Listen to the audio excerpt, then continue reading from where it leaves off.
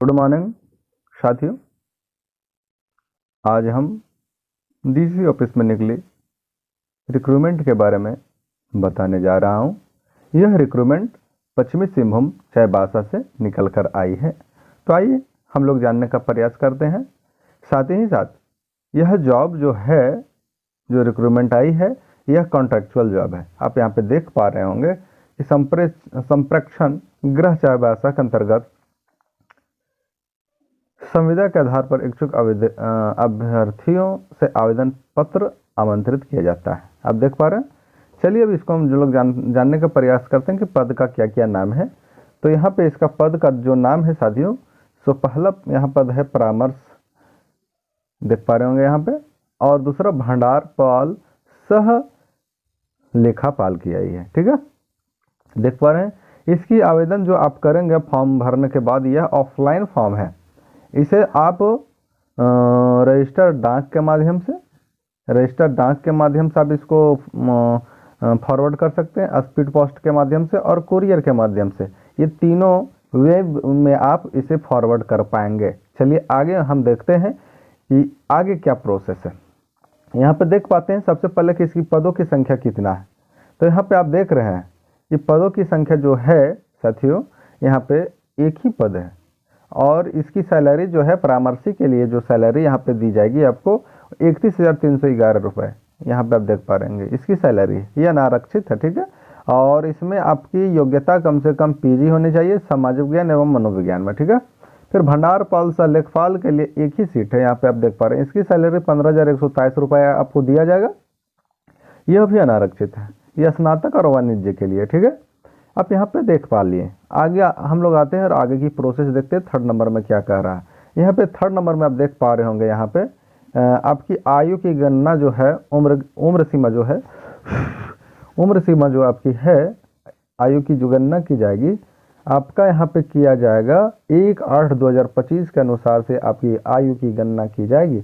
और आपकी न्यूनतम जो आयु होगी वो हर कैटेगरी के लिए 21 होनी चाहिए और अधिकतम के लिए क्लासिफिकेशन किया गया। यहाँ पे देख पा रहे हैं अनारक्षित के लिए 35 है, अत्यंत पिछड़ा के लिए 37 है, महिला अनारक्षित के लिए आप 38 देख रहे होंगे, अनुसूचित जाति अनुसूचित जनजाति के लिए यानी मेल हो या फीमेल हो सब के लिए 40 होना चाहिए। यहाँ दिव्यांग का तो देख ही पा रहे होंगे 40 दे रखा है, 42 दे रखा है, 43 45 दे रखा है। ठीक है, आगे हम लोग देखते हैं फोर्थ नंबर का टर्म एंड कंडीशन क्या है, उसके बाद हम लोग आगे चलेंगे। ठीक है, तो देखिए इसका फोर्थ नंबर का टर्म एंड कंडीशन कुछ इस प्रकार से है। फोर्थ नंबर में लिखा है कि आप क्या होना चाहिए, झारखंड का अस्थायी निवासी होना चाहिए। आप स्थानीय निवासी हैं तो आप यहाँ का भर सकते हैं, अर्थात आपका रेसिडेंशियल यहाँ का बना हुआ होगा तो आप इस फॉर्म को भर सकते हैं। उम्र सीमा तो हम बता ही दिए थे कि इसकी उम्र सीमा जो है 1/8/2025 के अनुसार से होनी चाहिए। अब देखिए इसमें आपको क्या क्या छाया प्रति को संलग्न करना है फॉर्म भरने के समय। तो सबसे पहले आपको आवासीय सबमिट करना है। उसके बाद आपको जाति प्रमाण पत्र, अगर जाति है तो जाति प्रमाण पत्र डालेंगे। उसके बाद शैक्षणिक योग्यता को डालेंगे आप। ठीक है, और सब में क्या करेंगे, स्वाभिप्रमाणित कर देंगे। ठीक है, अब आगे हम लोग चलते हैं। आगे क्या कह रहा विहित प्रपत्र में आवेदन के उपरांत भी आवेदन में मांगी गई, कह रहा है फोर्थ नंबर में आप देखिए कि जो आपको डॉक्यूमेंट्स मांगा गया है वो डॉक्यूमेंट्स आप नहीं देते हैं तो आपकी फॉर्म को क्या कर दिया जाएगा, रिजेक्ट कर दिया जाएगा। ठीक है, अब आगे हम लोग चलते हैं और फिफ्थ नंबर में क्या कह रहा है। फिफ्थ नंबर में कह रहा है, आप देख पा रहे होंगे, फिफ्थ नंबर में कह रहा है कि अपूर्ण आवेदन एवं आवश्यक निर्धारित मानदंडों को पूरा नहीं करने वाले अभ्यर्थियों की फॉर्म को क्या कर दिया जाएगा, तो रिजेक्ट कर दिया जाएगा। ठीक है, आवेदन विहित प्रपत्र में ही स्वीकार किया जाएगा, आवेदन विहित प्रपत्र में स्वीकार किया जाएगा। ठीक है, आगे हम लोग चलते हैं। इसमें क्या है कि आपका अगर 7 नंबर में हम लोग आते हैं, ऑनलाइन जारी किया गया स्थानीय प्रमाण पत्र क्या होगा, आपको स्वीकार किया जाएगा। ठीक है, आपको फिर 10th नंबर में चलते हैं। यहाँ उक्त पदों के लिए झारखंड के निवासी होना ही तो हम लोग जान ही गए। अब 10th नंबर में हम लोग जानते हैं इसमें DA TA आदि का फैसिलिटी आपको नहीं दिया जाएगा। ठीक है, इसका एग्जाम अब हम लोग जानते हैं एग्जाम कैसे होगा। ठीक है, तो एग्जाम इसका साथियों मेरे भाई मैं बता दूं आप लोगों को कि इसका एग्ज़ाम जो होगा सो हिंदी और अंग्रेजी में टाइपिंग की जांच की जाएगी बस। यानी हिंदी और अंग्रेजी में आपका टाइपिंग का एग्ज़ाम होगा। आपको क्या करना है, इसमें 20 से 30 शब्द प्रति मिनट शुद्धता सहित उत्तीर्ण होना आवश्यक है। यानी 20 से 30 मिनट प्रति आपको क्या करना है, सही मारना है, टाइपिंग करना है आप इसको 11th नंबर में। बस यही आपका एग्ज़ाम है और कुछ वैसा है नहीं। अब आगे हम लोग आते हैं, उसके बाद जानने का प्रयास करते हैं। कह रहा है कि माध्यमिक समक्ष उत्तीर्ण परीक्षा के मूल प्रमाण पत्र में देखिए, अब यहाँ पे देखिए एक तो फॉर्म ही निकाला और इसका नौटंकी देखिए। अब जिसका नहीं होगा 12th में डेट ऑफ बर्थ, वो उसका फॉर्म क्या हो जाएगा, अमान्य हो जाएगा। बताइए, ये तो नौटंकी है इसका। अब आगे देखते हैं, बता दे रहा हूँ मैं। ऐसे मैं बता दूँ आप लोगों को कि ये फॉर्म जो है भरने को तो भर ही दीजिएगा, पर ये फॉर्म जो है सो सेटिंग हो जाएगा, इसमें जॉब में सेटिंग हो जाएगा, मैं बता दे रहा हूँ। चलिए आगे हम बता देते हैं आप लोगों को। तो कुछ इस प्रकार से इसकी है, जैसे कि मैं बता दूं, यह जो जॉब है सो संविदा है, कॉन्ट्रेक्चुअल जॉब है, कॉन्ट्रेक्चुअल जॉब है। और इसके यह अस्थायी है, कभी भी हटा सकता है और ना भी हटा सकता है, आपकी परफॉर्मेंस के अनुसार से आपको रखेगा। देखिए यहाँ पे कह रहा है, ठीक है। उसके बाद हम लोग देखते हैं 14 नंबर में क्या कह रहा है कि उक्त नियुक्त संविदा आधारित 1 वर्ष के लिए अनुमान्य होगा। अग्रतर वार्षिक कार्य मूल्यांकन के आधार पर अनुबंध अवधि का विस्तार किया जाएगा। यानी आपका काम देखा जाएगा और काम में बढ़िया है, आप बढ़िया कर पा रहे हैं तो आपकी अवधि को बढ़ाया जाएगा मूल्यांकन होने के बाद। देख पा रहे हैं इसका प्रोसेस को। उसके बाद यहाँ देखते हैं 15 नंबर में क्या कह रहा है, संविदा पर नियुक्ति कर्मी को कैलेंडर वर्ष के लिए राज्य कर्मियों के अनुसार आकस्मिक अवकाश दे होगा। यानी जितना छुट्टी है, छुट्टी वगैरह का फैसिलिटी आपको मिलेगा, परंतु वे किसी अन्य अवकाश का हकदार नहीं होंगे और आप कोई और अवकाश मांगिएगा तो आपको नहीं मिलेगा। जो है राज्य कर्मियों के अनुसार जो आकस्मिक अवकाश मिलता है वो आपको मिलेगा, ठीक है। फिर आते हैं, संविदा पर नियुक्त कर्मी का पद हस्तांतरित नहीं होगा। आपका जो पद है उसी पद पे आप रहिएगा, आपका प्रमोशन डिमोशन नहीं होगा, समझ गए। चलिए आगे आते हैं। कार्य असंतोषजनक पाए जाने पर संविदा के आधार पर अनुबंधित कर्मी को 1 माह का नोटिस पर अनुबंध समाप्त किया जा सकता है। देखिए भाई, इसका तो क्या बोले हम भी। और देखिए अब आपको लास्ट में दिखाते हैं और फैसिलिटी को आप तो खुद ही नोटिस कर सकते हैं।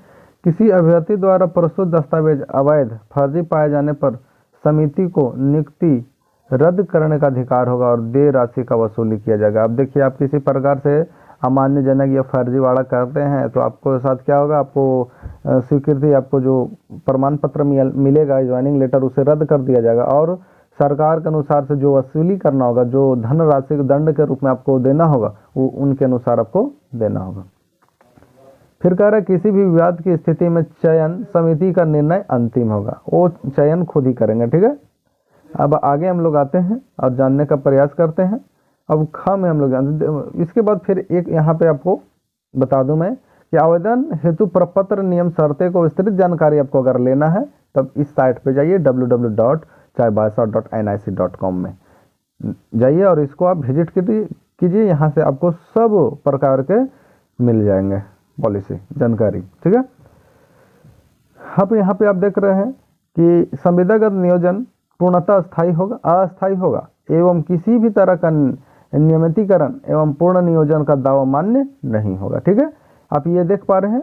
उसके बाद यहाँ पे देखिए, यहाँ पे आप देख पा रहे होंगे ग के आप सेकंड नंबर में आप देखिए, कह रहा अभ्यर्थियों को शैक्षणिक योग्यता के निम्नांकित प्रत्येक स्तर पर अंक का प्रतिशत ज्ञात कर प्रारंभिक मेधा सूची जारी किया जाएगा। यानी मैं बता दूं आप लोगों को, अर्थात मैं बता दूं कि परामर्शी के लिए अगर मैट्रिक में आपका मैट्रिक में अच्छा सबका कैटेगरी वाइज आपका क्या किया जाएगा, सब लोगों का चयन होगा, तो उसमें आपका जितना मार्क्स होगा मैट्रिक के अनुसार से आपको 20 नंबर दिया जाएगा, इंटर के अनुसार से 20 नंबर दिया जाएगा, स्नातक में अच्छा रैंकिंग होगा 30 नंबर मिलेगा और स्नातकोत्तर में अच्छा रैंकिंग होगा तो 30 नंबर मिलेगा। यानी टोटल 100 नंबर का आपका मेधा सूची बनाया जाएगा। 100 नंबर का मानिए तो एग्जाम होगा डिग्री के अनुसार से, ठीक है। फिर आते हैं भंडारपाल में या अर्थात लेखापाल में स्नातक के लिए, इसमें 30-30-40 मैट्रिक में 30 मिलेगा, इंटर में 30 मिलेगा, स्नातक में 40 मिलेगा, टोटली भी 100 नंबर का है। ठीक है, अब वो यहाँ पे देखते हैं उदाहरण के लिए। उदाहरण में हम लोग देख लेते हैं, उपरोक्त सभी पदों के अभ्यर्थी का प्रतिशतता निम्नानुसार ज्ञात की जाएगी। देखिए यहाँ पे मैट्रिक में 1000 अंक का होता है, तो अगर इसमें 650 मार्क्स आप लाए तो कितना मिलेगा, 65%, अर्थात मानदंड का प्रतिशत कितना होगा, 20 होगा। आप प्राप्त प्रतिशतता कितना होगा, 13 हो जाएगा। इंटर के लिए 1000 में आपके पास कितना 475 है, अब से 40% यहाँ बनेगा, 20% तो 9.5 इसका बनेगा। ठीक इसी प्रकार से इसका देख लेना है, आप लोगों को देख लीजिएगा। अब वो एग्जाम के बारे में तो बता ही दिए, आवेदन की प्रक्रिया आप लोग जान लीजिए थोड़ा सा। आवेदन की प्रक्रिया तो हम बता ही दिए थे, स्पीड पोस्ट के माध्यम से आप कर सकते हैं। इसमें आपको क्या क्या लगाना है सो मैं बता दूं आप लोगों को। तो सबसे पहले आप लगा देंगे स्वप्रमाणित मैट्रिक का प्रमाण पत्र, इंटर का प्रमाण पत्र, सब में स्वप्रमाणित करेंगे, स्नातक का प्रमाण पत्र, स्नातकोत्तर का प्रमाण पत्र, आवासीय का प्रमाण पत्र, जाति का प्रमाण पत्र, अतिरिक्त आपके पास कुछ डिप्लोमा की डिग्री हो तो उसे आप लगा सकते हैं। ठीक है, और ये सब होने के बाद आपको मैं बता दूं, फॉर्म को आप इसकी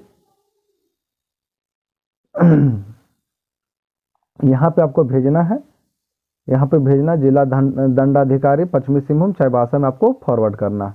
तो ये आप इसको देख लेंगे। उसके बाद फॉर्म को कुछ इस प्रकार से भरना है, फॉर्म को आप देख लेंगे और यहाँ पे इसका भरने के बाद इसके साथ अपना 6 प्रति लगाकर और आप सबमिट कर देंगे और स्पीड पोस्ट के माध्यम से इसे फॉरवर्ड करेंगे। आप लोगों को ये वीडियो कैसा लगा प्लीज़ कमेंट बॉक्स में कमेंट करेंगे। तब तक के लिए फिर मिलते हैं नेक्स्ट वीडियो में। और अगर आपको फॉर्म की जानकारी, फॉर्म भरने की जानकारी चाहिए तो कमेंट कीजिएगा, मैं फॉर्म भरने की भी जानकारी आप लोगों को भरकर एक वीडियो बना दूंगा। तब तक के लिए जय हिंद, फिर मिलते हैं नेक्स्ट वीडियो में।